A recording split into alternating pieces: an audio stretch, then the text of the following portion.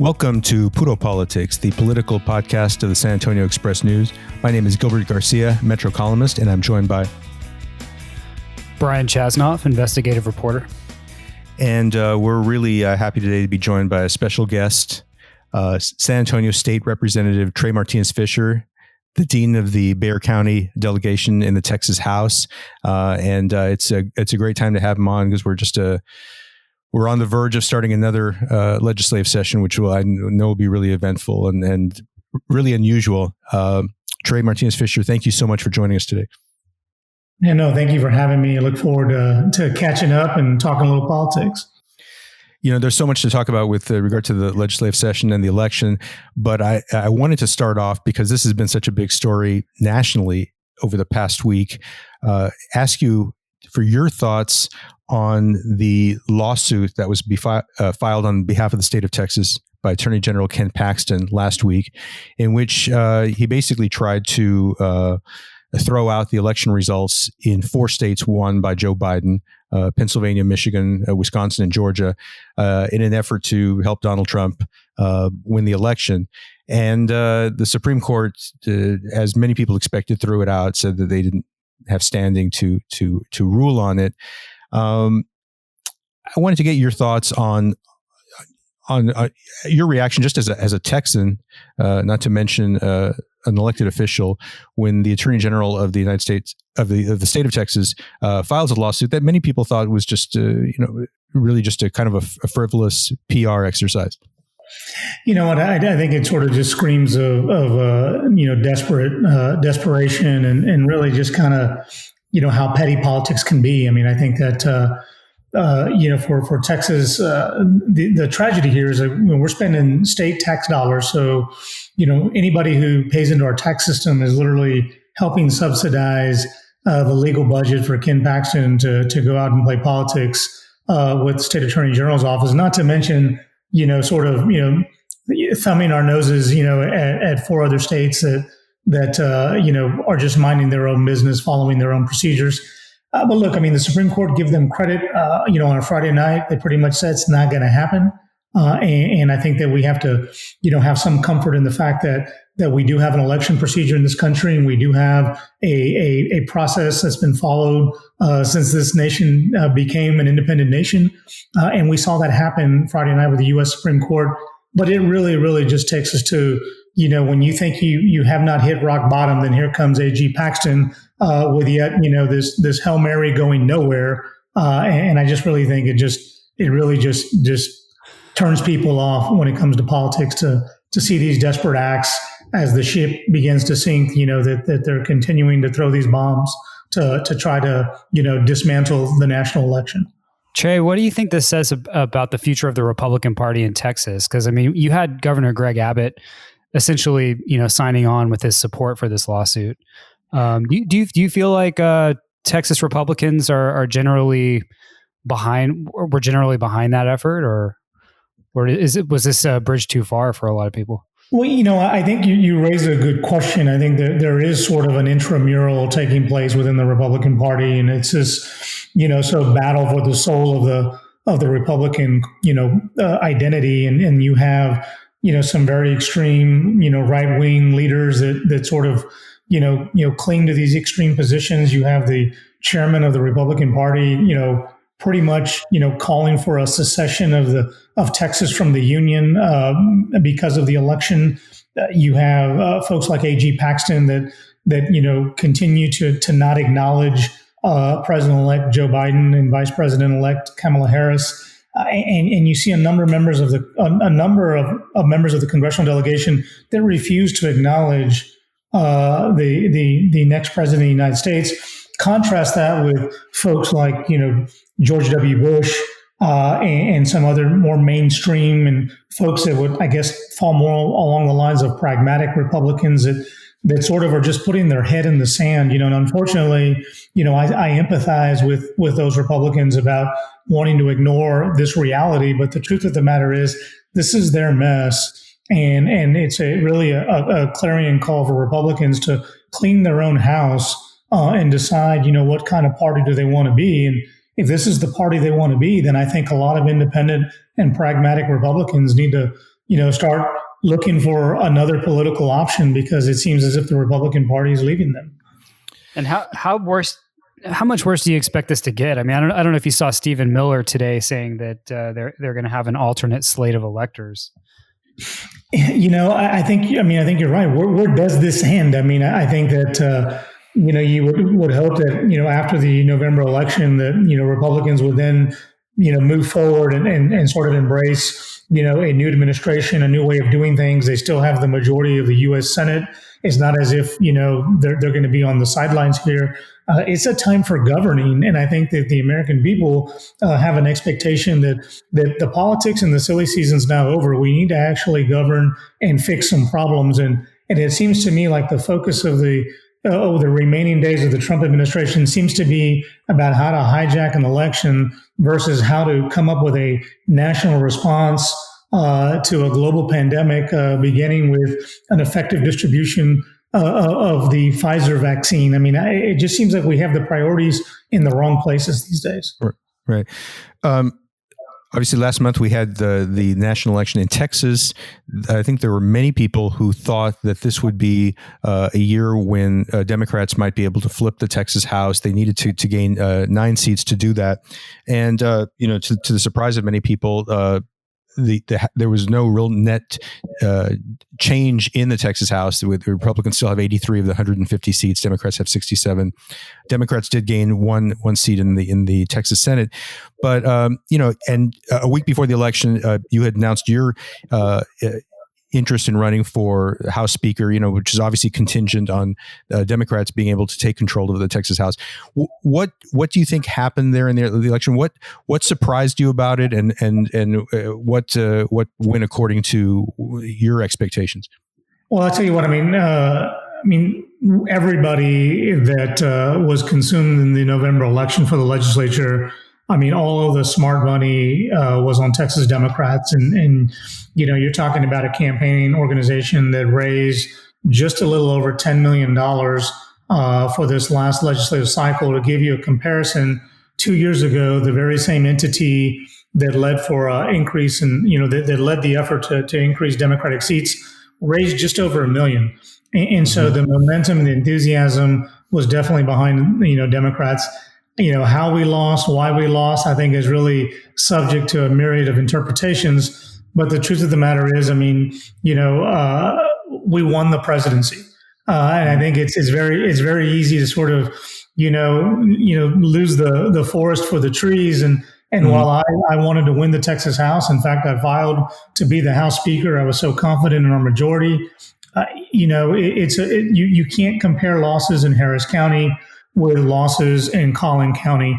I mean, we are playing, think about this, we are competing for legislative races on maps that were drawn by Republicans for Republicans. So the notion, that we are competing for these seats, I mean, we're kind of lucky to be there because, the way Republicans drew these maps in redistricting, they were to make themselves bulletproof for the decade. And to know that we were knocking on their door within 9 seats of a majority just shows how the state is changing now. It's just not changing fast enough. But that doesn't mean that, we go home. I mean, we will have to, regroup and rebuild. I think the autopsy is still being done on the election. And, and frankly, for all the work and effort that's been put in the election, I think we need to give these individuals that have worked on the campaigns an opportunity to really, do a deep dive and present to us what we believe, were some of the challenges, and more importantly, what are the opportunities going into the next, election cycle, which is already going to begin soon enough. Trey, what's your diagnosis for the swing towards Trump that we saw in the Valley? It's a really good question. There's a really good friend of mine named Ryan Guillen, and he's been a lawmaker for a long time, and he has Zapata in Starr County, and he would tell me that if you looked in his district, there would be, a few hundred people in Starr County that would vote in a Republican primary. But when you look in the general election, you'd see, Hillary Clinton barely winning, the presidential race in 2016. And he said, we have a lot of Democratic primary voters that will vote Republican in the general.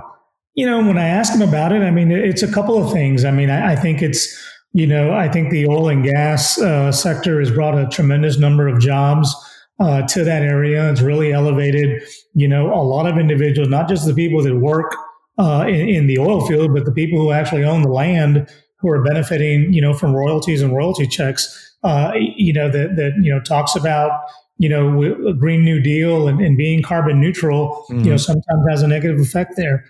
Say what you want about ICE and the Border Patrol, and for people in South Texas, it's a job. It's stability. And so, look, I think my preference is probably to defer to the folks down there that know the Valley and Valley politics. Well, I'm kind of looking at this from 10,000 feet, but I think there's something to be said about making it clear that we're not Latinos are not monolithic voters. I mean, we have to appeal to them individually. And there's some things happening in South Texas that are very unique to South Texas that have no sway in San Antonio, and we need to be mindful and respectful of that when we're making campaign strategy. You talked about the drawing of district maps and how that's affected the politics of the state. Obviously, we're going into another round of redistricting, and it appears that Republicans are going to be in the driver's seat on this. I mean, what are your concerns about it? Are there particular districts that you worry about, or what are your thoughts about how the process is going to play out? Well, I mean, I think, if Republicans are predictable, I mean, looking at the last decade for guidance, I mean, I think we're going to see, massive overreach. You're going to see a number of Republicans trying to, bolster their districts. There are many who have lost that like to get those districts redrawn so they can come back. There are people who are there now that are hanging on by the hair of their chinny chin chin. And so they're going to want to grow, their districts to have, solid Republican majorities. And then you have populations in West Texas. I mean, let's just face it, population is declining in rural Texas. Right. And so what do? How do you watch this fight play out? And what I think, when we sort of watch this thing, you're also going to see this division that we talked about in the first segment, which is really going to be a war between pragmatic and moderate Republicans versus, ultra conservative, libertarian type Republicans. And let's face it, they don't like each other. And the notion of one, wing of the Republican Party drawing the map at the expense of others, I wouldn't necessarily say it's just going to be an exercise of Republicans versus Democrats. I think you're going to see an exercise where it's going to be Republican on Republican. And, and the folks that get hurt in this process are going to be minority voters, going to be African American, Hispanic voters that are certainly the ones growing the state. Latino population growth is what's fueling our explosive growth in this country, or at least in this state. We will benefit from it in terms of receiving congressional seats. But when these maps are drawn, these folks will be marginalized and left on the sidelines, and somebody else, will go to Congress and not a voice of the minority community. You all are going into another legislative session soon. It looks like the new speaker will be Dade Phelan, a Beaumont Republican. For those of us who are not real familiar with him, what can you tell our listeners about him, and what kind of session you would expect with him in that position? A couple of things. I mean, number one, on the surface, he'll appear to be, very young. I think he's been there 3, if not 4 terms. But, Dade is actually worked in the legislature as a staffer in both the House and the Senate. He knows the process very, very well. He worked for a gentleman in the House by the name of Mark Stiles, who was a very powerful Democratic figure, back in the 80s and 90s. And so, look, Dade understands the process and he can navigate public policy. I think, Dade's challenge is going to be is that he is sort of surrounded by people in his caucus that, want to settle scores. I mean, I hear more, talk about, there being sort of a Republican grudge, match against Democrats because of the election outcome, because of the amount of investment that took place in these races. And so I think really Dade's biggest challenge is really going to be to rein all that in. I think, many of us, I've worked with Dade. We actually worked on some legislation this last session, and I found him to be, just, a man of his word and somebody who's going to, work hard, and he's going to do what he says. But, politics is politics. And sometimes you sort of get caught up in the, you got to dance with the folks who brought you. And so, I hope, that the first instance that Dade has as speaker is that, he lets us know very clearly, what kind of session he expects to have and what kind of participation he expects to see from members of both parties. And once we understand those ground rules, then we can decide, whether we can work together pragmatically or whether we're going to, have to really, defend our positions on behalf of our constituents. Obviously, this is going to be a session unlike any other. And by the way, just before we get into some of the policy issues, what is your expectation as far as the way the session is going to play out with the public health concerns that are still there regarding COVID-19? Will there be fewer days in which you all will be in session? Will some of it happen virtually? What are you hearing about that? No, it's a good question. I mean, look, number one, we have to acknowledge, the health consequences of this pandemic, and how deadly COVID is. So we have to seriously respect that. That being said, members of the legislature have virtually been on the sidelines, since this entire year. Our voices have been muted. The governor has pretty much quarterbacked this pandemic to the exclusion of the rest of us. And this is our one and only opportunity to actually, weigh in and pass legislation to give voice, to our policy views. So, my general view is any limitation we have this session, we have to balance the health needs of COVID with our ability to represent our districts. If we put, a set of guardrails on this legislative session, then we are limiting our participation in the process. I've actually offered a rule proposal to allow us to legislate virtually. There's already an existing proposal to allow virtual representation from our capital offices. I have now asked for that same proposal to be expanded to our district offices. We have members of our delegation that are single parents. They may have a child who's virtual learning. One of us may have to quarantine between now and May. The easiest thing I can do is I can clear out my district office and govern from my office at 410 in Babcock and make sure that I'm okay. And so I think we need to do everything we can from a health and safety perspective to allow us to participate. And I won't necessarily think that there's some people who just want to get us out of town. And I think that sometimes can be bad when it comes to public policy outcomes. Hey, Trey, so on the topic of COVID, how would you rate the governor's job this year? Look, I think, the governor, obviously, there was a time where he, sort of stepped out of the way and he said, local governments, you're in charge. And I thought that when he did that, that was the time that we saw local governments really coming up with robust plans that really fit our communities. And I think that we really addressed the issue of COVID head on, using very local and unique approaches. Then, the governor sort of fell into this Trump mantra of, whether this is real or not, or whether we really have to take extreme safety measures, and has really just sort of loopholed this COVID response to the point of, us having some of the highest metrics in the country. And so, look, the governor, like everybody else, is going to be, guided by the politics. And unfortunately, when he did what he did, people got hurt. To this day, he's sitting on a few $1 billion of federal money that expire at the end of the year and has not signaled what he intends to do with that money when we have people who are unemployed, people who can't pay rent, people who don't have health insurance. And I'm not just talking about people who don't have health insurance because they're poor. I'm talking about people who lost their coverage when they lost their job, people who had coverage before they were laid off. And so, look, I think it's very clear that we cannot have one person calling the shots when it comes to a global pandemic and an emergency like COVID. And I think that as the legislature sort of saw this from the sidelines, I think we need to make sure that we have a much more active role. And we have a tremendous number we have a tremendous number of subject matter experts that we need to be putting to work to make sure that they're bringing their expertise into the discussion as well. Obviously, because of the pandemic, we're looking at and the economic impact of that, we're looking at a likely budget shortfall. I mean, I've heard people saying something in the $4 billion to $5 billion range. I'm not sure what your thought is on that, but what are your concerns about this session? And if because of those budgetary constraints, we're looking at the possibility of slashing some services in the state. And I mean, one thing that I think people are worried about is after the commitment to increase public education funding in 2019, whether that could be endangered because just there's not going to be as much money to go around this time. What are your thoughts on that? No, good question. I mean, number one, I mean, there is enough money, even in a pandemic, to maintain our commitment to public education.